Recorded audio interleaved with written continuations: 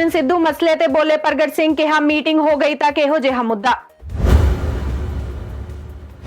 सुखदेव सिंह ढींडसा दा बयान, पार्टी किसी नाल नहीं करेगी गठजोड़, 117 सीटां ते उतारेगी अपने उम्मीदवार। श्रोमणी अकाली दल दे प्रधान सुखबीर सिंह बादल ने बिजली ਅਤੇ कई होर मुद्दिਆਂ ਨੂੰ ਲੈ ਕੇ कैप्टन सरकार ਨੂੰ ਘੇਰਿਆ, ਕਿਹਾ महंगी बिजली दे के सूबे दे लोकां ਨੂੰ ਧੋਖਾ ਦੇ ਰਹੀ है कैप्टन सरकार। संसद के बाहर विरोधी धिरां दा प्रदर्शन, डॉक्टर अमर सिंह ने कहा कि केंद्र सरकार दोगली सरकार। एमपी रवनीत बिट्टू ने भी केंद्र सरकार ते साधे निशाने। सत श्री अकाल, तुसीं देख रहे हो दैनिक सवेरा टीवी, मैं रजिंदर कौर। नवजोत सिंह सिद्धू पंजाब प्रधान बनने तो बाद पहली बार जलंधर पहुंचे, जिथे जलंधर कैंट तो विधायक प्रगट सिंह ने कहा कि नवजोत सिंह सिद्धू जेड़े मुद्दे लेके आए सन उन्हां ते खड़े रहणगे अते सरकार दे नाल मिल के उन्हां नूं हल कीता जावेगा। उन्हां ने कहा कि सिद्धू तेजी दे नाल सूबे दे मसले हल करवाउणगे।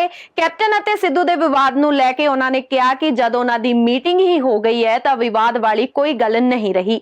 कैप्टन अते सिद्धू मिल के ही सूबे दे रहिंदे कामां नूं पूरा करनगे। देखो फस्ट हैंड इन्फॉर्मेशन लैनी चाहते आ वर्करां कोलों भी एक्चुअल थले की फीलिंग आ ते वो सारी कंपाइल करके सरकार नाल टेकअप करके ਤਾਂ ਕਿ ਜਿਹੜੇ ਕੰਮ ਹੈਗੇ ਆ ਉਹਦੇ ਵਿੱਚ ਸਪੀਡ ਲਿਆਂਦੀ ਜਾ ਸਕੇ। ਜਿਹੜੀ ਸਪੀਡ ਫੜੀ ਹੋਈ ਹੈ ਸਿੱਧੂ ਸਾਹਿਬ ਨੇ, ਲੋਕ ਇਹ ਕਹਿ ਰਹੇ ਨੇ ਬਰਕਰਾਰ ਰਹੂਗੀ। ਪਹਿਲਾਂ ਤਾਂ ਲੋਕਾਂ ਦਾ ਸਵਾਲ ਸੀਗਾ ਕਿ ਮੁੱਦਿਆਂ ਤੇ ਬਰਕਰਾਰ ਰਹਿਣਗੇ, ਕਿਉਂਕਿ ਜਿੱਦਾਂ ਬੀਤੇ ਗਏ ਕੱਲ ਕੈਪਟਨ ਅਮਰਿੰਦਰ ਸਿੰਘ ਨੂੰ ਮਿਲੇ ਨੇ, ਮੁੱਦਿਆਂ ਦੇ ਵਿਚਾਰ ਵਟਾਂਦਰਾ ਕੀਤਾ ਹੈ। ਉਸ ਤੋਂ ਬਾਅਦ ਕੈਪਟਨ ਅਮਰਿੰਦਰ ਸਿੰਘ ਨੇ ਜਿਹੜੇ ਸੀਗੇ ਬਿਜਲੀ ਸਮਝੌਤੇ ਉਹ ਰੱਦ ਕਰਨ ਦੇ ਲਈ ਕਹਿ ਦਿੱਤਾ ਹੈ PSPCL ਨੂੰ। ਇਹ ਲਗਾਤਾਰ ਚੱਲਦਾ ਰਹੇਗਾ 5 ਮਹੀਨੇ ਕਿ ਰੁਕ ਜਾਏਗਾ? ਯਾਰ ਦੇਖੋ ਜਿਹੜੇ ਇਸ਼ੂਜ਼ ਹੈਗੇ ਆ ਜੇ ਸੋਲਵ ਹੋ ਰਿਹਾ, ਤੁਸੀਂ ਦੱਸੋ ਤੁਹਾਨੂੰ ਚੰਗੀ ਗੱਲ ਲੱਗਦੀ ਕਿ ਨਹੀਂ ਲੱਗਦੀ? ਬਿਲਕੁਲ, ਲੋਕ ਵੀ ਇਹ ਸੋਚ ਰਹੇ ਕਿ ਬਰਕਰਾਰ ਰਹਿਣੇ ਚਾਹੀਦੇ ਨੇ। ਨਹੀਂ, ਬਰਕਰਾਰ ਦੇਖੋ ਜਿਹੜੇ ਇਸ਼ੂ ਸੋਲਵ ਕਰਨ ਵਾਲੇ ਆ ਉਹਨੂੰ ਕਰਵਾਉਣ ਦੀ ਜ਼ਰੂਰਤ ਹੈਗੀ ਆ ਤੇ ਜਿਹੜੀ ਚੀਜ਼ ਤੇ ਆਪਾਂ ਖੜੇ ਆ ਉਸ ਚੀਜ਼ ਤੇ ਹੀ ਖੜੇ ਆ। ਨਵਜੋਤ ਸਿੱਧੂ ਵੀ ਖੜਾ ਰਹੂਗਾ, ਮੈਂ ਵੀ, ਕਿਉਂਕਿ ਜੇ ਨਵਜੋਤ ਸਿੱਧੂ ਕਿਤੇ ਮਾੜਾ ਮੋਟਾ ਉਹਰਾ ਪਰਾਂ ਹੋਣ ਦੀ ਕੋਸ਼ਿਸ਼ ਕਰੂਗਾ ਮੈਂ ਹੁੱਜਾ ਵੀ ਮਾਰ ਮੂਰ ਲੈਣਾ ਹਨਾ। ਸੋ ਬੇਸਿਕਲੀ ਗੱਲ ਤਾਂ ਇਹ ਆ ਵੀ ਗੱਲ ਤਾਂ ਕੰਮ ਕਰਨ ਦੀ।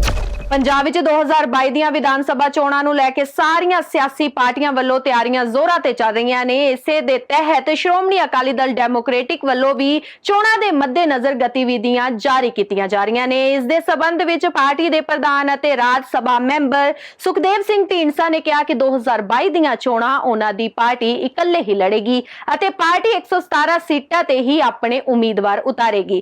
ਉਹਨਾਂ ਨੇ ਕਿਹਾ ਕਿ ਅਜੇ ਤੱਕ ਉਹਨਾਂ ਦੀ ਕਿਸੇ ਵੀ ਪਾਰਟੀ ਨਾਲ ਗੱਠਜੋੜ ਲਈ ਕੋਈ ਗੱਲ नहीं हुई है।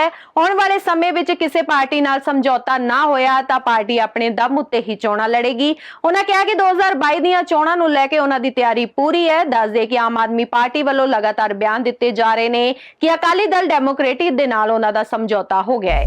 ਅਕਾਲੀ ਦਲ ਡੈਮੋਕ੍ਰੈਟਿਕ ਦੀ 2022 ਦੀ ਚੋਣਾਂ ਨੂੰ ਲੈ ਕੇ ਕੀ ਤਿਆਰੀ ਹੈ? ਸਾਡੇ ਨਾਲ ਸੁਖਦੇਵ ਸਿੰਘ ਢੀਂਡਸਾ ਹੈ। ਢੀਂਡਸਾ ਸਾਹਿਬ ਕੀ ਤਿਆਰੀ ਹੈਗੀ? ਕੀ ਤੁਹਾਡੀ ਜਿਹੜੀ ਕੋਈ ਕਿਸੇ ਪਾਰਟੀ ਦੇ ਨਾਲ ਗਠਬੰਧਨ? ਸਾਡੀਆਂ ਤਿਆਰੀਆਂ ਪੂਰੀਆਂ ਨੇ। ਤੁਸੀਂ ਵਕਤ ਦੱਸੋਗੇ, ਅੱਜ ਨਹੀਂ ਕੁਝ ਕਹਿ ਸਕਦੇ ਦੇਸ਼ ਕਿਸੇ ਪਾਰਟੀ ਦੇ ਨਾਲ ਗਠਬੰਧਨ ਹੋਣ ਜਾ ਰਿਹਾ, ਕਿਉਂਕਿ ਪਿਛਲੇ ਦਿਨੀ ਆਮ ਆਦਮੀ ਪਾਰਟੀ ਦੇ ਨਾਲ ਉਹ ਕੋਈ ਨਹੀਂ ਕਹਿੰਦੇ, ਮੇਰੀ ਕਿਸੇ ਨਾਲ ਨਹੀਂ ਗੱਲ ਹੋਈ। ਤੇ 117 ਸੀਟਾਂ ਦੇ ਅਕਾਲੀ ਦਲ ਜਿਹੜੀ ਤੁਹਾਡੀ, ਅਸੀਂ ਜੇ ਕੁਛ ਨਾਲ ਨਹੀਂ ਹੋਈ ਤਾਂ ਨਿਚੜ ਇਸ 117 ਤੇ ਲੜਾਂਗੇ ਜੀ। ਤੇ ਕੀ ਮੁੱਦੇ ਕੀ ਰਹਿਣ ਵਾਲੇ ਢੀਂਡਸਾ ਸਾਹਿਬ? ਕਿਉਂਕਿ ਮੁੱਦੇ ਕੁਛ ਤਾਂ ਮੁੱਦੇ ਹੈਗੇ ਨੇ ਜਿਹੜੇ ਉਹ ਤਾਂ ਪਹਿਲਾਂ ਕਾਮਰੇਡ ਨੂੰ ਮਿਲ ਲਈ ਜਾਣ ਬਾਅਦ। ਕੀ ਹਾਲ ਹੈ? ਜਿਸ ਤਰੀਕੇ ਨਾਲ ਲਗਾਤਾਰ ਜਵਾਬ ਦੂਸਰੀ ਪਾਰਟੀਆਂ ਵੀ ਕਰ ਰਹੀ ਹੈ ਤੇ ਉਹ ਕਹਿ ਰਹੇ ਕਿ ਸਾਡੀ ਗੱਲਬਾਤ ਚੱਲ ਰਹੀ, ਕਿ ਤੁਹਾਡੇ ਨਾਲ ਕਿਸੇ ਪਾਰਟੀ ਦੀ ਗੱਲਬਾਤ ਹੋਈ ਹੈ? ਦੇਖੋ ਗੱਲਾਂ ਬਾਤਾਂ ਤਾਂ ਬੜੀਆਂ ਮੋਟੀਆਂ ਹੇਠਲੇ ਲੈਵਲ ਤੇ ਚੱਲਦੀਆਂ ਹੋਣਗੀਆਂ, ਮੇਰੀ ਨਹੀਂ ਕਿਸੇ ਨਾਲ ਗੱਲ ਹੋਈ। ਮੇਰੀ ਥੋੜੀ ਬਹੁਤੀ ਸਾਰਿਆਂ ਨਾਲ ਹੀ ਥੋੜੀ ਬਹੁਤੀ ਹੁੰਦੀ ਰਹਿੰਦੀ ਹੈ ਤੇ ਲੇਕਿਨ ਅੱਜ ਕੋਈ ਇਹ ਕਹੀਏ ਅਸੀਂ ਉਹਦੇ ਕੋਈ ਸਮਝੌਤਾ ਹੋ ਗਿਆ, ਉਹ ਪੋਸੀਬਲ ਨਹੀਂ। ਸ਼੍ਰੋਮਣੀ ਅਕਾਲੀ ਦਲ ਦੇ ਪ੍ਰਧਾਨ ਸੁਖਬੀਰ ਸਿੰਘ ਬਾਦਲ ਨੇ ਬਿਜਲੀ ਅਤੇ ਕਈ ਹੋਰ ਮੁੱਦਿਆਂ ਨੂੰ ਲੈ ਕੇ ਕੈਪਟਨ ਸਰਕਾਰ ਨੂੰ ਘੇਰਿਆ। ਉਹਨਾਂ ਕਿਹਾ ਕਿ ਕੈਪਟਨ ਸਰਕਾਰ ਮਹਿੰਗੀ ਬਿਜਲੀ ਦੇ ਕੇ ਸੂਬੇ ਦੇ ਲੋਕਾਂ ਨੂੰ ਧੋਖਾ ਦੇ ਰਹੀ ਹੈ। ਸਰਕਾਰ ਦੀ ਗਲਤ ਪਾਲਿਸੀ ਦੇ ਤਹਿਤ ਪੰਜਾਬ ਦੇ ਉਦਯੋਗ ਖਤਮ ਹੋ ਰਹੇ ਨੇ। ਉਹਨਾਂ ਨੇ ਕਿਹਾ ਕਿ ਕੈਪਟਨ ਸਰਕਾਰ ਹੁਣ ਬਿਜਲੀ ਸਮਝੌਤੇ ਰੱਦ ਕਰਨਾ ਚਾਹੁੰਦੀ ਹੈ। ਜੇ ਸਮਝੌਤੇ ਗਲਤ ਸਨ ਤਾਂ ਪਹਿਲਾਂ 4.5 ਸਾਲ ਵਿੱਚ ਕਿਉਂ ਰੱਦ ਨਹੀਂ ਕੀਤੇ ਗਏ? ਬੇਅਦਬੀ ਦੇ ਮੁੱਦੇ ਤੇ ਉਹਨਾਂ ਨੇ ਕਿਹਾ ਕਿ ਇਸ ਤੇ ਸਿਆਸਤ ਕਰਨ ਵਾਲਾ ਨਹੀਂ ਬਚੇਗਾ। ਘਰ ਨੌਕਰੀ ਦੇਣ ਦੇ ਵਾਅਦੇ ਵੀ खोखले साबित होए। इस दे नाल ही उन्हां उद्योगिक प्लाट अलाटमेंट विच होए कपले बारे कहा कि इस विच 200 करोड़ दा सरकारी खजाने नूं घाटा पिया है। उन्हां दी सरकार आउण ते दोषियां नूं सज़ा दिवाई जाएगी अते पैसा वसूलिया जाएगा। पर कागजां दे विच किते भी नहीं हैगी कि किसी इंडस्ट्री ਨੂੰ 5 ਰੁਪਏ ਜੋ ਦਿੱਤਾ ਗਿਆ ਹੋਵੇ। ਕੀ ਕਹਿੰਦਾ ਅਕਾਲੀ ਦਲ? मैं कह रहा कैप्टन अमरिंदर सिंह ने बहुत वड्डा ਕੈਪਟਨ ਅਮਰਿੰਦਰ ਸਿੰਘ ਨੇ ਬਹੁਤ ਵੱਡਾ ਧੋਖਾ ਪੰਜਾਬ ਦੀ ਇੰਡਸਟਰੀ ਨੂੰ ਦਿੱਤਾ ਹੈ। 5 ਰੁਪਏ ਯੂਨਿਟ ਕਹਿ ਕੇ 9 ਰੁਪਏ 10 ਰੁਪਏ ਯੂਨਿਟ ਬਿਜਲੀ ਆ ਰਹੀ ਹੈ। ਮੈਨੂੰ ਗੋਬਿੰਦਗੜ੍ਹ ਦੀ ਇੰਡਸਟਰੀ ਮਿਲੀ ਸੀ, ਮੈਨੂੰ ਲੁਧਿਆਣੇ ਦੇ ਇੰਡਸਟਰੀਜ਼ ਮਿਲੇ ਸੀ, ਸਾਰੇ ਵਿਚਾਰੇ ਉਦਾਸ ਸੀ ਕਿ 9 ਰੁਪਏ 10 ਰੁਪਏ ਤਾਂ ਹੁਣ ਬਿਜਲੀ ਆ ਰਹੀ ਹੈ। ਨਾਲੇ ਵੱਡੀ ਗੱਲ ਹੈ ਕਿ ਹੁਣ ਬਿਜਲੀ ਦੇ ਕੱਟ ਲੱਗਣ ਲੱਗੇ, 4-4 ਘੰਟੇ 5-5 ਘੰਟੇ ਕੱਟ ਲੱਗਦੇ ਆ। ਜੇ ਜਨਰੇਟਰ ਚਲਾਉਂਦੇ ਆ ਤੇ ਉਹਨਾਂ ਨੂੰ 20 ਰੁਪਏ ਯੂਨਿਟ ਪੈ ਰਹੀ ਹੈ। ਪੰਜਾਬ ਦੀ ਇੰਡਸਟਰੀ ਬਿਲਕੁਲ ਤਬਾਹ ਹੋ ਗਈ ਹੈ ਆ ਪਾਲਿਸੀ ਕੈਪਟਨ ਕਾਂਗਰਸ ਸਰਕਾਰ ਕਰਕੇ। ਸਮਝੌਤੇ ਕੀਤੇ ਗਏ ਨੇ ਜੋ ਰੱਦ ਕਰਨ ਦੀ ਗੱਲ ਕੀਤੀ ਗਈ ਕੈਪਟਨ। ਜੇ ਉਹ ਸੋਚਦੇ ਆ ਸਮਝੌਤੇ ਗਲਤ ਹੈ, ਫਿਰ 4.5 ਸਾਲ ਕਿਉਂ ਨਹੀਂ ਰੱਦ ਕੀਤੇ? ਸਾਨੂੰ ਕੋਈ ਪ੍ਰੋਬਲਮ ਨਹੀਂ ਹੈ, ਪਰ ਮੈਂ ਬੇਨਤੀ ਇੱਕ ਗੱਲ ਕਰਨਾ ਚਾਹਣਾ ਹੈ, ਇੰਤਜ਼ਾਮ ਲੋਕਾਂ ਨੂੰ ਬਿਜਲੀ ਚਾਹੀਦੀ ਹੈ। 2 ਰੁਪਏ 86 ਪੈਸੇ ਦੇ ਅਸੀਂ ਸਮਝੌਤੇ ਕੀਤੇ। ਮੈਨੂੰ ਅੱਜ ਤੱਕ ਕੋਈ ਵੀ ਸਮਝੌਤਾ ਲਿਆ ਦਿਓ ਜਿਹੜਾ 4 ਰੁਪਏ 86 ਪੈਸੇ ਤੋਂ ਘੱਟ ਹੋਏ। ਬਹੁਤ ਵੱਡਾ ਘੁਟਾਲਾ ਕੈਪਟਨ ਦੀ ਸਰਕਾਰ ਵਿੱਚ ਧਰਮਸੋਤ ਉਹਨਾਂ ਨੇ ਮੰਤਰੀ ਦੇ ਅਫਸਰਾਂ ਨਾਲ ਮਿਲ ਕੇ ਕੀਤਾ। CBI ਦੀ ਜਾਂਚ ਹੋਈ ਹੈ। ਅੱਜ ਮੈਂ ਅਖਬਾਰ ਪੜ੍ਹ ਰਿਹਾ ਸੀ, ਕੈਪਟਨ ਸਾਹਿਬ ਕੋਸ਼ਿਸ਼ ਕਰ ਰਹੇ ਆ ਕਿ CBI ਨੂੰ ਕਾਗਜ਼ ਨਾ ਦਿੱਤੇ ਜਾਣ। ਜਿਹੜਾ ਪ੍ਰਮਾਤਮਾ ਦੇ ਨਾਂ ਤੇ ਸਿਆਸਤ ਕਰੂਗਾ ਉਹ ਕਿਤੇ ਜ਼ਿੰਦਗੀ 'ਚ ਬਖਸ਼ਿਆ ਨਹੀਂ ਜਾਵੇਗਾ। GCT ਸਕੈਮ ਹੋਇਆ ਜੀ, ਕਰੋੜ ਦੀ ਇੰਡਸਟਰੀ ਵੇਚੀ ਹੈ, ਉਹਦੇ ਬਾਰੇ ਕੀ ਕਹਿਣਾ ਹੈ ਤੁਹਾਡਾ? ਬਹੁਤ ਵੱਡਾ ਕਪਲਾ ਹੈ। ਘੱਟ ਤੋਂ ਘੱਟ 200 ਕਰੋੜ ਰੁਪਇਆ ਖਜ਼ਾਨੇ ਦੀ ਲੁੱਟ ਹੈ। ਕਰੋੜਾਂ ਰੁਪਏ ਅਸੀਂ ਜਲਦੀ ਇਹਦੇ ਖਿਲਾਫ ਅਸੀਂ ਮੂਵਮੈਂਟ ਸ਼ੁਰੂ ਕਰਾਂਗੇ, ਜਿਹਦੇ ਵਿੱਚ ਬਹੁਤ ਵੱਡੇ ਅਫਸਰ ਤੇ ਮੰਤਰੀ ਇਨਵੋਲਵਡ ਹੈ। ਇਹ ਤੋਂ ਮਾੜਾ ਕੰਮ ਕੀ ਹੋ ਸਕਦਾ ਹੈ? ਸਰਕਾਰੀ ਜਾਇਦਾਦ ਹੀ ਵੇਚ ਦਿੱਤੀ ਤੇ ਇਹਦੀ ਇਨਕੁਆਇਰੀ ਜੇ ਅੱਜ ਕੁਛ ਨਹੀਂ ਕਰਦੇ, 6 ਮਹੀਨੇ ਬਾਅਦ ਇਹਦੀ ਇਨਕੁਆਇਰੀ ਕਰਕੇ ਦੋਸ਼ੀਆਂ ਨੂੰ ਫੜਾਂਗੇ ਤੇ ਪੈਸਾ ਵਾਪਸ ਕਰਾਂਗੇ ਤੇ ਆ ਜਿਹੜਾ ਕੰਟਰੈਕਟ ਜਿਹੜਾ ਦਿੱਤਾ ਉਹ ਰੱਦ ਕਰਾਂਗੇ। ਕੈਪਟਨ ਸਾਹਿਬ ਵੱਲੋਂ ਕਿਹਾ ਗਿਆ ਸੀ ਘਰ ਘਰ ਨੌਕਰੀ ਦਿੱਤੀ ਜਾਵੇਗੀ, ਪਰ ਪਾਰਲੀਮੈਂਟ ਦੇ ਵਿੱਚ ਜਿਹੜਾ ਮੰਤਰੀ ਵੱਲੋਂ ਸਵਾਲ ਵੀ ਕੀਤਾ ਗਿਆ ਤੇ ਪੰਜਾਬ ਦੇ ਵਿੱਚ ਸਭ ਤੋਂ ਵੱਧ ਦਰ ਪਾਈ ਗਈ ਹੈ 7.3%। ਕੈਪਟਨ ਸਾਹਿਬ ਨੇ ਕੋਈ ਘਰ ਘਰ ਨੌਕਰੀ ਨਹੀਂ ਦਿੱਤੀ। ਕੈਪਟਨ ਨੇ ਇਕੱਲੇ ਆਪਣੇ ਚਹੇਤਿਆਂ ਨੂੰ ਨੌਕਰੀ ਦਿੱਤੀ ਹੈ। ਬੱਚਾ ਜਾਣਦਾ ਸਭ ਤੋਂ ਝੂਠਾ ਮੁੱਖ ਮੰਤਰੀ ਅੱਜ ਜੇ ਕੋਈ ਪੈਦਾ ਹੋਇਆ ਕੈਪਟਨ। ਸੰਸਦ ਦੇ ਮੌਨਸੂਨ ਇਜਲਾਸ ਦਾ ਲਗਾਤਾਰ ਵਿਰੋਧੀ ਪਾਰਟੀਆਂ ਵੱਲੋਂ ਵਿਰੋਧ ਕੀਤਾ ਜਾ ਰਿਹਾ ਹੈ। ਕਾਂਗਰਸ, ਅਕਾਲੀ ਦਲ ਅਤੇ ਆਮ ਆਦਮੀ ਪਾਰਟੀ ਵੱਲੋਂ ਖੇਤੀ ਕਾਨੂੰਨਾਂ ਨੂੰ ਲੈ ਕੇ ਸਰਕਾਰ ਨੂੰ ਘੇਰਿਆ ਜਾ ਰਿਹਾ ਹੈ। ਇਸੇ ਨੂੰ ਲੈ ਕੇ ਕਾਂਗਰਸ ਦੇ MP ਡਾਕਟਰ ਅਮਰ ਸਿੰਘ ਨੇ ਕਿਹਾ ਕਿ ਕੇਂਦਰ ਸਰਕਾਰ ਦੋਗਲੀ ਸਰਕਾਰ ਹੈ। ਉਹਨਾਂ ਨੇ ਕਿਹਾ ਕਿ ਕੇਂਦਰੀ ਖੇਤੀਬਾੜੀ ਮੰਤਰੀ ਇੱਕ ਪਾਸੇ ਤਾਂ ਪ੍ਰੈਸ ਸਾਹਮਣੇ ਆ ਕੇ ਕਹਿੰਦੇ ਨੇ ਕਿ ਕਿਸਾਨ ਆ ਕੇ ਗੱਲਬਾਤ ਕਰਨ ਤੇ ਦੂਜੇ ਪਾਸੇ ਨਾਲ ਹੀ ਕਹਿ ਦਿੰਦੇ ਨੇ ਕਿ ਖੇਤੀ ਕਾਨੂੰਨ ਰੱਦ ਨਹੀਂ ਕਰਨਗੇ।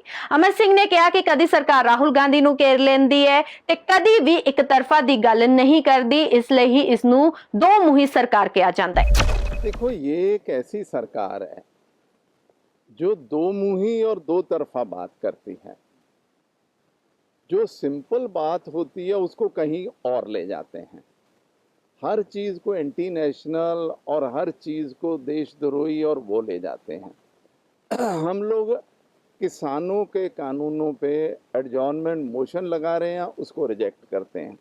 प्रेस में कह रहे हैं कि हम कानूनों पे चर्चा करने को तैयार हैं। कृषि मंत्री जी कह रहे हैं कि देखो सुनो, बात हो सकती लेकिन कानून वापस नहीं होगा। तो कैसे? वो तो पहले ही कह रहे हैं कि भाई हमने करना वरना कुछ नहीं, आना तो आ जाओ। तो कौन आएगा? अच्छा, संसद में अब 150-200 आदमी अपोजिशन का सारा MP वेल में खड़ा हो जाता है, उसके बाद कानून पास करने की कोशिश कर रहे हैं। ये तो एक ऐसी सरकार है, कोई चीज़ मानने को तैयार नहीं है, तो फिर विरोध तो इनका होगा ही होगा। हम तो विरोध करेंगे ही करेंगे। ये तो कभी राहुल गांधी के पीछे पड़ जाते हैं, कभी किसी के पीछे। अरे हम नहीं, हम आपको कह रहे हैं ना, एडजॉर्नमेंट मोशन दे रहे हैं। अगर आप इतने ही भले आदमी हो तो हमारा एडजॉर्नमेंट मोशन जो है उस पर मान जाइए और उसको करवा दीजिए, कौन सी बड़ी बात है।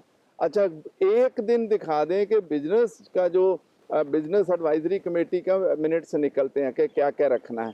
एक दिन बता दें कि इन्होंने Pegasus, farm laws, price rise या दूसरा तीसरा जो बातें हैं, एक दिन आज नवा देना है, 9th डे। तो इनसे पूछिए कि एक भी दिन आपने बिजनेस में रखा है?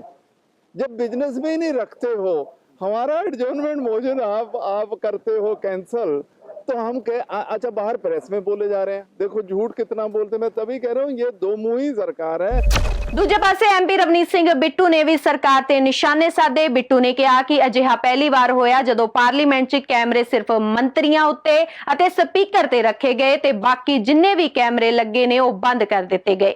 ਉਹਨਾਂ ਨੇ ਕਿਹਾ ਕਿ ਵਿਰੋਧੀ ਧਿਰਾਂ ਨੂੰ ਤਾਂ ਦਿਖਾਇਆ ਹੀ ਨਹੀਂ ਜਾ ਰਿਹਾ। ਦੱਸ ਦਈਏ ਕਿ ਮੌਨਸੂਨ ਇਜਲਾਸ ਚੱਲ ਰਿਹਾ ਜਿੱਥੇ ਵਿਰੋਧੀ ਧਿਰਾਂ ਅਤੇ ਕਿਸਾਨਾਂ ਵੱਲੋਂ ਕੇਂਦਰ ਸਰਕਾਰ ਦਾ ਵਿਰੋਧ ਕੀਤਾ ਜਾ ਰਿਹਾ ਹੈ।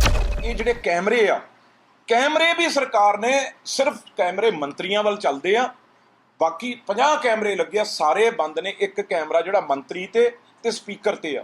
ਓਪੋਜੀਸ਼ਨ ਬਿਲਕੁਲ ਵਾਈਪ ਆਊਟ, ਦਿਖਾਉਂਦੇ ਤੱਕ ਨਹੀਂ। ਤੇ ਇਸ ਕਰਕੇ ਜੇ ਬਾਹਰ ਕਰਦੇ ਆ ਫਿਰ ਕਹਿੰਦੇ ਆ ਜੀ ਬਾਹਰ ਕਰਦੇ ਆ, ਅੰਦਰ ਕਹਿੰਦੇ ਆ ਜੀ ਹਾਊਸ ਨਹੀਂ ਚੱਲਣ ਦਿੰਦੇ। ਹਾਊਸ ਚਲਾਉਣਾ ਸਿਰਫ ਤੁਹਾਡੀ ਮਨਮਰਜ਼ੀ ਲਈ, ਹਾਊਸ ਲੋਕਾਂ ਦਾ। ਇਹ ਜਿੰਨਾ ਚਿਰ ਲੋਕਾਂ ਦੀ ਇੱਥੇ ਗੱਲ ਨਹੀਂ ਹੋਊਗੀ। ਰਾਹੁਲ ਗਾਂਧੀ ਨਾਲ ਪਹਿਲੀ ਵਾਰ ਇਹ ਇੱਕ ਚਟਾਨ ਬਣ ਕੇ ਰਾਹੁਲ ਗਾਂਧੀ ਨਾਲ ਸਾਰੀ ਆਪੋਜੀਸ਼ਨ ਪਾਰਟੀਆਂ ਖੜ ਗਈਆਂ ਜਦੋਂ ਮੀਟਿੰਗ ਸੱਦੀ ਕੱਲ ਉਹਨਾਂ ਨੇ। ਤੇ ਜਦੋਂ ਮੀਡੀਆ ਸਾਹਮਣੇ ਮੀਂਹ ਪੈਂਦੇ ਵਰਦਿਆਂ 'ਚ ਨਾਲ ਖੜੇ ਰਹੇ ਨੇ ਬਜ਼ੁਰਗ ਤੋਂ ਬਜ਼ੁਰਗ ਲੀਡਰ। ਇਸ ਕਰਕੇ ਬਹੁਤ ਜਿਹੜੀ ਰਫ਼ਤਾਰ ਆ ਉਹ ਤੇਜ਼ੀ ਨਾਲ ਬੀਜੇਪੀ ਦੇ ਖਾਤਮੇ ਵੱਲ ਵੱਧ ਰਹੀ ਹੈ। ਪੰਜਾਬ ਸਰਕਾਰ ਪ੍ਰਧਾਨ ਬਣਨ ਤੋਂ ਬਾਅਦ ਅੱਜ ਨਵਜੋਤ ਸਿੰਘ ਸਿੱਧੂ ਪਹਿਲੀ ਵਾਰ ਜਲੰਧਰ ਕਾਂਗਰਸ ਭਵਨ ਪਹੁੰਚੇ ਜਿੱਥੇ ਉਹਨਾਂ ਦਾ ਫੁੱਲਾਂ ਦੀ ਵਰਖਾ ਦੇ ਨਾਲ ਸਵਾਗਤ ਕੀਤਾ ਗਿਆ। ਇਸ ਸਮੇਂ ਪ੍ਰਗਟ ਸਿੰਘ, ਬਾਬਾ ਹੈਨਰੀ ਅਤੇ ਅਵਤਾਰ ਹੈਨਰੀ ਵੀ ਮੌਜੂਦ ਰਹੇ ਤੇ ਕਈ ਹੋਰ ਵਿਧਾਇਕ ਵੀ ਉਹਨਾਂ ਦੇ ਸਵਾਗਤ ਲਈ ਪਹੁੰਚੇ। ਇਸ ਮੌਕੇ ਵਿਧਾਇਕ ਲਾਡੀ ਸ਼ੇਰੋਵਾਲੀਆ ਨੇ ਕਿਹਾ ਕਿ ਸਿੱਧੂ ਨੂੰ ਪ੍ਰਧਾਨ ਬਣਾਉਣ ਤੋਂ ਬਾਅਦ ਕਾਂਗਰਸ ਵਰਕਰਾਂ 'ਚ ਕਾਫੀ ਜੋਸ਼ ਵੇਖਣ ਨੂੰ ਮਿਲਿਆ ਹੈ ਤੇ 2022 ਦੀਆਂ ਚੋਣਾਂ 'ਚ ਕਾਂਗਰਸ ਪਾਰਟੀ ਹੀ ਜਿੱਤੇਗੀ। ਤੇ ਨਾਲ ਹੀ ਉਹਨਾਂ ਨੇ ਕਿਹਾ ਕਿ ਮੁੱਖ ਮੰਤਰੀ ਕੈਪਟਨ ਅਮਰਿੰਦਰ ਸਿੰਘ ਦੀ ਵੀ ਤਾਰੀਫ ਕੀਤੀ ਹੈ। ਸਿੱਧੂ ਸਾਹਿਬ ਦੇ ਪ੍ਰਧਾਨ ਬਣਨ ਦੇ ਨਾਲ ਵਰਕਰਾਂ 'ਚ ਤੁਸੀਂ ਜੋਸ਼ ਦੇਖ ਰਹੇ ਆ। ਇਹ ਜਿਹੜਾ ਜੋਸ਼ ਆ ਵਰਕਰਾਂ ਦਾ ਇੱਕ ਸੁਨੇਹਾ ਦਿੰਦਾ 2022 ਦਾ ਜਿਹੜਾ ਇਲੈਕਸ਼ਨ ਆ ਉਹਦੇ ਲਈ। ਸੋ ਬੜੀ ਖੁਸ਼ੀ ਦੀ ਗੱਲ ਆ। ਇਸ ਗੱਲ ਨਾਲ ਅਸੀਂ 2022 ਚਿੱਤ ਕਰਕੇ ਰਹਾਂਗੇ। ਲਗਾਤਾਰ ਉਹ ਲੋਕ ਤਾਂ ਖੁਸ਼ ਨੇ ਜਿਹੜੇ ਬੈਲੈਂਸ ਬਣਾ ਕੇ ਚੱਲ ਰਹੇ ਸੀਗੇ।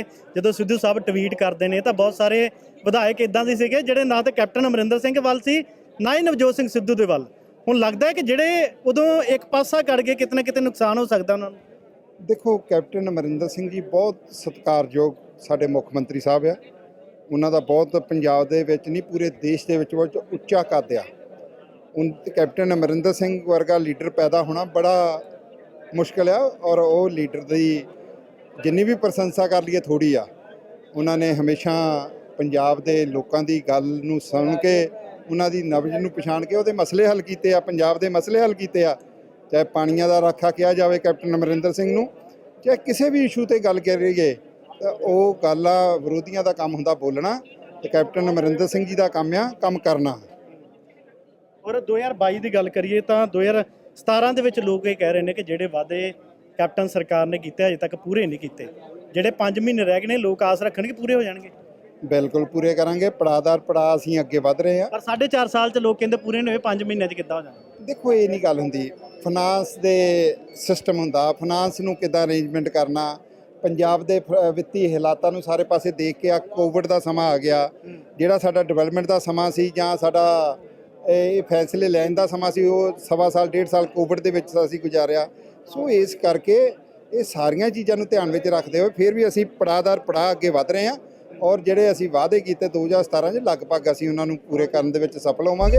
ਪੰਜਾਬ ਭਰ ਦੇ ਮੁਲਾਜ਼ਮਾਂ ਵੱਲੋਂ ਅੱਜ ਮੁੱਖ ਮੰਤਰੀ ਦੇ ਸ਼ਹਿਰ ਪਟਿਆਲਾ ਵਿੱਚ ਪਹੁੰਚ ਕੇ ਸਰਕਾਰ ਨੂੰ ਲਲਕਾਰਿਆ ਗਿਆ। 6ਵੇਂ ਪੇ ਕਮਿਸ਼ਨ ਦੀ ਰਿਪੋਰਟ ਸੋਧਣ ਅਤੇ ਹੋਰ ਮੰਗਾਂ ਦੇ ਲਈ ਮੁਲਾਜ਼ਮਾਂ ਵੱਲੋਂ ਪਟਿਆਲਾ 'ਚ ਮਹਾਰੈਲੀ ਦਾ ਆਯੋਜਨ ਕੀਤਾ ਗਿਆ ਜਿੱਥੇ ਸਾਂਝੇ ਮੁਲਾਜ਼ਮ ਮੋਰਚੇ ਦੇ ਸੱਦੇ ਤੇ ਹਜ਼ਾਰਾਂ ਦੀ ਗਿਣਤੀ ਵਿੱਚ 16 ਜਥੇਬੰਦੀਆਂ ਦੇ ਮੁਲਾਜ਼ਮ ਅਤੇ ਪੈਨਸ਼ਨਰ ਪਹੁੰਚੇ। ਇਸ ਮੌਕੇ ਮੁਲਾਜ਼ਮਾਂ ਨੇ ਕਿਹਾ ਕਿ ਕੈਪਟਨ ਸਰਕਾਰ ਨੇ ਉਹਨਾਂ ਦੇ ਨਾਲ ਵਾਅਦਾ ਖਿਲਾਫੀ ਕੀਤੀ ਹੈ। ਜੋ ਉਹਨਾਂ ਨਾਲ ਵਾਅਦੇ ਕੀਤੇ ਸਨ ਉਹ ਪੂਰੇ ਨਹੀਂ ਕੀਤੇ ਗਏ। ਉਹਨਾਂ ਨੇ ਕਿਹਾ ਕਿ ਸਰਕਾਰ ਨੇ ਜੋ ਲੰਗੜਾ ਪੇ ਕਮਿਸ਼ਨ ਲਾਗੂ ਕੀਤਾ ਹੈ ਉਹਨਾਂ ਨੂੰ ਉਹ ਮਨਜ਼ੂਰ ਨਹੀਂ ਹੈ। ਉਹਨਾਂ ਮੰਗ ਕੀਤੀ ਹੈ ਕਿ ਡੀਏ ਦੀਆਂ ਬਕਾਇਆ ਕਿਸ਼ਤਾਂ ਲਾਗੂ ਕੀਤੀਆਂ ਜਾਣ। ਨਾਲ ਹੀ ਉਹਨਾਂ ਨੇ ਕਿਹਾ ਕਿ ਉਹ ਮੋਤੀ ਮਹਿਲ ਦਾ ਘਿਰਾਓ ਕਰਨ ਲਈ ਮਜਬੂਰ ਨੇ। ਸਾਡੇ ਇਹ 10 ਮੈਰੀਟੋਰੀਅਸ ਸਕੂਲ ਪੰਜਾਬ ਗਵਰਨਮੈਂਟ ਨੇ 2014 ਵਿੱਚ ਖੋਲ੍ਹੇ ਸੀ। ਇਹ ਸਕੂਲ ਮੈਰੀਟੋਰੀਅਸ ਸਕੂਲ ਨੇ। ਸਰਕਾਰੀ ਸਕੂਲਾਂ 'ਚ 10ਵੀਂ ਚੋਂ ਜਿਹੜੇ ਪਾਸ ਬੱਚੇ ਹੁੰਦੇ ਨੇ ਉਹ ਨਾਨ ਮੈਡੀਕਲ, ਮੈਡੀਕਲ ਤੇ ਕਮਰਸ ਦੀ ਫ੍ਰੀ ਵਿੱਦਿਆ ਪ੍ਰਾਪਤ ਕਰਦੇ ਨੇ। ਇਹ ਪੰਜਾਬ ਸਰਕਾਰ ਨੇ ਜਿਹੜੇ ਇਹਦੇ 'ਚ ਟੀਚਰ ਰੱਖੇ ਸੀ ਉਹ ਹੁਣ ਤੱਕ ਦੀ ਸਿੱਖਿਆ ਵਿਭਾਗ ਦੇ ਇਤਿਹਾਸ ਦੇ ਵਿੱਚ ਸਭ ਤੋਂ ਜ਼ਿਆਦਾ ਔਖੀ ਪ੍ਰਕਿਰਿਆ ਰਾਹੀਂ ਭਰਤੀ ਹੋਏ ਟੀਚਰ ਨੇ। ਪਹਿਲਾਂ ਸਾਡਾ ਟੈਸਟ ਲਿਆ ਗਵਰਨਮੈਂਟ ਨੇ, ਫਿਰ ਸਾਡੀ ਇੰਟਰਵਿਊ ਹੋਈ ਆ, ਫਿਰ ਸਾਡਾ ਟੀਚਿੰਗ ਡੈਮੋ ਹੋਇਆ। ਇਹ 10 ਸਕੂਲਾਂ ਦੇ ਵਿੱਚ 320 ਦੇ ਲਗਭਗ ਟੀਚਰ ਕੰਮ ਕਰ ਰਹੇ ਨੇ। ਪਿਛਲੇ 7 ਸਾਲ ਤੋਂ ਠੇਕੇ ਤੇ ਕੰਮ ਕਰ ਰਹੇ ਨੇ। 2018 ਦੇ ਵਿੱਚ ਜਦੋਂ ਗਵਰਨਮੈਂਟ ਰਾਮਸਾ ਨੂੰ ਘੱਟ ਤਨਖਾਹ ਤੇ ਕਲਿੱਕ ਕਰਕੇ ਪਾਲਿਸੀ ਕਲਿੱਕ ਕਰਨ ਵਾਲੀ ਪਾਲਿਸੀ ਲੈ ਕੇ ਆਈ ਸੀ। ਉਦੋਂ ਗਵਰਨਮੈਂਟ ਨੇ ਸਾਨੂੰ ਵੀ ਕਲਿੱਕ ਕਰਨ ਦਾ ਮੌਕਾ ਦਿੱਤਾ ਸੀ। ਅਸੀਂ ਕਲਿੱਕ ਕਰਨ ਵਾਸਤੇ ਸਹਿਮਤੀ ਦਿੱਤੀ ਕਿ ਸਾਡੀ ਵੀ ਤਨਖਾਹ ਘਟਾ ਕੇ ਸਾਨੂੰ ਰੈਗੂਲਰ ਕਰ ਦਿੱਤਾ ਜਾਵੇ। ਅਸੀਂ ਸੈਕਟਰੀ ਸਾਹਿਬ ਨੂੰ ਲਿਖਤੀ ਸਹਿਮਤੀ ਵੀ ਦੇ ਕੇ ਆਏ, ਕਲਿੱਕ ਵੀ ਕੀਤਾ, ਅਸੀਂ ਲਿਖਤੀ ਸਹਿਮਤੀ ਵੀ ਦੇ ਕੇ ਆਏ। ਉਦੋਂ ਸਾਨੂੰ ਗਵਰਨਮੈਂਟ ਨੇ ਲਾਰੇ ਲਾਤੇ ਜੀ ਰਾਮਸਾ ਦਾ ਕੰਮ ਕਰਤਾ ਜੀ, ਤੁਹਾਡਾ ਵੀ ਕਰਾਂਗੇ।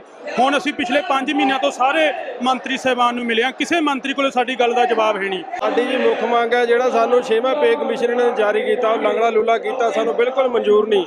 ਸਾਨੂੰ 3.74 ਦੇ ਨਾਲ ਦਿੱਤਾ ਜਾਵੇ ਤੇ ਨਾਲ ਜੋ ਸਾਡਾ ਡੀਏ ਹੈ 21/2016 ਦਾ ਰੋਕਿਆ ਹੋਇਆ ਸਰਕਾਰ ਨੇ ਉਹ ਦਿੱਤਾ ਜਾਵੇ। ਜੋ ਸਾਡੀ 21/2004 ਤੋਂ ਬਾਅਦ ਸਾਡੇ ਜਿਹੜੇ ਮੁਲਾਜ਼ਮ ਨੇ ਉਹਨਾਂ ਨੂੰ ਪੈਨਸ਼ਨਾਂ ਨਹੀਂ ਹੈ, ਜਦੋਂ ਕਿ ਇੱਕ ਪਾਸੇ ਦੇਖੋ 8-8, 9-9 ਪੈਨਸ਼ਨਾਂ ਨੇ, ਚਾਹੇ ਮੰਤਰੀ ਹੈ ਚਾਹੇ ਕੋਈ ਸਾਬਕਾ ਮੰਤਰੀ ਹੈ, ਜਾਂ ਤਾਂ ਉਹ ਵੀ ਆਪਣੀਆਂ ਪੈਨਸ਼ਨਾਂ ਬੰਦ ਕਰਨ। ਜੇ ਉਹ ਆਪਣੇ 5 ਸਾਲ ਬਾਅਦ ਇੱਕ ਵਾਰ ਇਲੈਕਸ਼ਨ ਲੜਨ ਤੋਂ ਬਾਅਦ ਆਪਣੀ ਪੈਨਸ਼ਨ ਦੇ ਹੱਕਦਾਰ ਨੇ, ਤਾਂ ਸਾਡੇ 58 ਸਾਲ ਤੋਂ ਬਾਅਦ ਮੁਲਾਜ਼ਮ ਨੌਕਰੀ ਕਰਨ ਦੇ ਬਾਵਜੂਦ ਕਿਉਂ ਨਹੀਂ ਹੱਕਦਾਰ ਹੈ? ਉਹ ਇਸ ਗੱਲ ਦਾ ਅਸੀਂ ਪੁਰਜ਼ੋਰ ਮੰਗ ਕਰਦੇ ਹਾਂ ਕਿ ਸਾਡੀ ਜਿਹੜੀ ਇਹ ਜਾਇਜ਼ ਮੰਗ ਹੈ ਪੂਰਾ ਕੀਤਾ ਜਾਵੇ। ਹੁਣ ਇਹ ਸਾਡੀ ਮਜਬੂਰੀ ਬਣ ਚੁੱਕੀ ਹੈ। ਸਾਡੇ ਮੁਲਾਜ਼ਮ ਹੁਣ ਇੱਕ ਸਾਂਝਾ ਮੁਲਾਜ਼ਮ ਮੰਚ ਦੇ ਵਿੱਚ ਸਾਰੇ ਜਥੇਬੰਦੀਆਂ ਤਕਰੀਬਨ 70 ਦੇ ਕਰੀਬ ਇਕੱਠੀਆਂ ਹੋਈਆਂ ਨੇ, ਜਿਨ੍ਹਾਂ 'ਚ ਵੱਖ-ਵੱਖ ਪੂਰੇ ਪੰਜਾਬ ਤੋਂ ਸਾਰੇ ਮੁਲਾਜ਼ਮ ਆਏ ਨੇ, ਜੋ ਕਿ ਹੁਣ ਚੰਦ ਮਿੰਟਾਂ ਵਿੱਚ ਹੀ ਮੋਤੀ ਮਹਿਲ ਦਾ ਘਿਰਾਓ ਕਰਨ ਜਾ ਰਹੇ ਨੇ। ਇਹ ਸਨ ਹੁਣ ਤੱਕ ਦੀਆਂ ਕੁਝ ਖਾਸ ਖਬਰਾਂ। ਵਧੇਰੇ ਜਾਣਕਾਰੀ ਲਈ ਜੁੜੇ ਰਹੋ ਦੈਨਿਕ ਸਵੇਰਾ ਟੀਵੀ ਦੇ ਨਾਲ।